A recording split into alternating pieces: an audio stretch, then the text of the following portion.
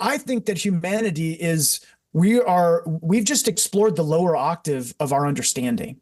And if the esoteric wisdom can be trusted, which I don't think there's any way that any person can truly argue with me now, because I have a massive database of how to explain this. And I can explain it as a theory of supernatural selection, which transcends and includes natural selection, includes E equals MC squared, includes quantum physics, and expands them. And if science is truly science, it's only as good as the models that it has, and the models are only as good as the amount of things that they can explain and connections they can make. And the amount of connections that this thing can make transcends anything that I know of. Right.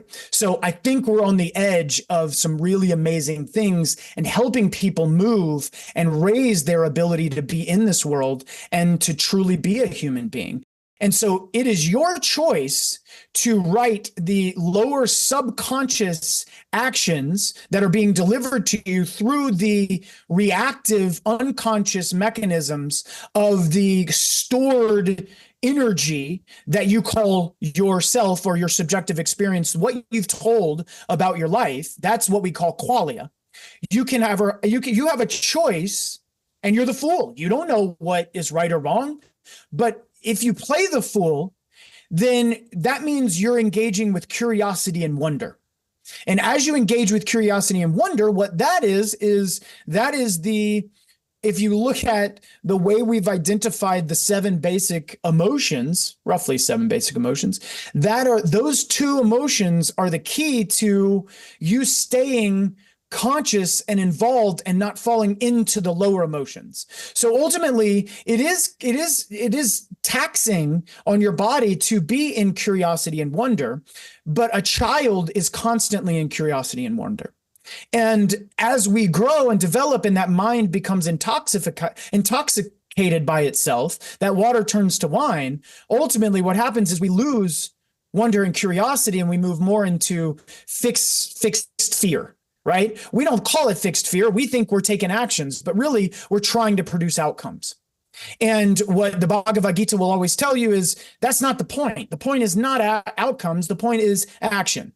And as we can learn to stay on this razor's edge of the higher awareness, i.e. wonder and curiosity, and being flexible about what's coming to us in our life, we begin to create a language with the external, because it will automatically prime your biology to see what you are meant to see, which will help you move along that path. But you have to let go of those things that you grabbed in the effort to build this lower awareness. Okay. And as you do so, as you surrender them, I believe we will unlock higher and higher ability, because when you look at it, that's just one octave of emotion. And 5 of those emotions are low. When you look at the scale that we put out in psychology of emotions, 5 of them are low, right? They're fear-based. We only have 2. One of them's happiness, and the other one's just like interest, right? Or intrigue or something like that. We only have one good one. Why have all these esoteric traditions talked about all of this? Because everywhere you look, when it comes to both the esoteric traditions and our psychology, all that it's saying we are meant for, in the trajectory of, and spirituality wants to do, is heal you, transform you, and move you towards a higher, more fulfilled and blissful experience of your expressing yourself. So it sounds pretty good to me.